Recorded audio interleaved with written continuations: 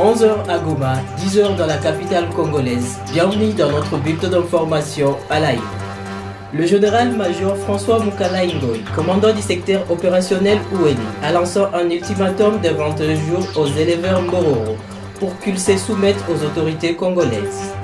Dans un communiqué publié ce jour, le général Mukala Ngoy exige que les éleveurs Mbororo se rendent à Nambia, une entité du territoire de Nyangara, pour y être identifiés et cantonnés.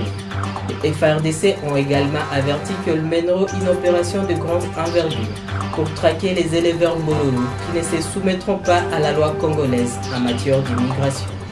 Le président de la République démocratique du Congo, Félix Tshisekedi, s'est rendu à la société de production de permis de conduire, SPC, une entreprise privée partenaire de la CONADEL, Commission nationale de délivrance des permis de conduire.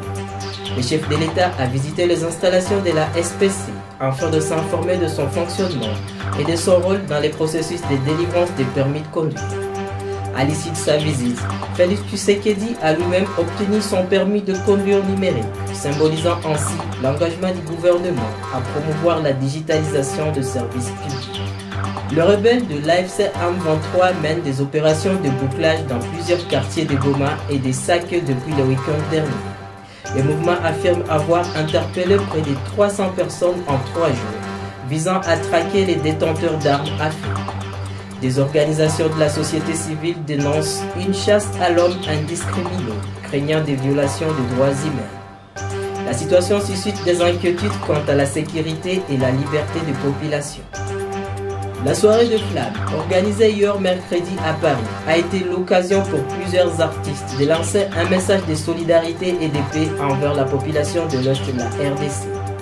Des artistes comme Kerry James, Frank Lich, Cornelius Nyongora et bien d'autres ont exprimé leur soutien face à la situation actuelle dans la région. J'ai une grosse pensée pour ce qui se passe en Afrique, spécialement au Congo, Goma, a déclaré Frank Lich. La soirée a rassemblé des stars françaises, américaines et congolaises dont Fally Ipupa et d'autres. Fin de ce bulletin d'information sur Gueule Afrique Télévision. Retrouvez les développements de ces titres et bien d'autres dans notre édition de 13 h.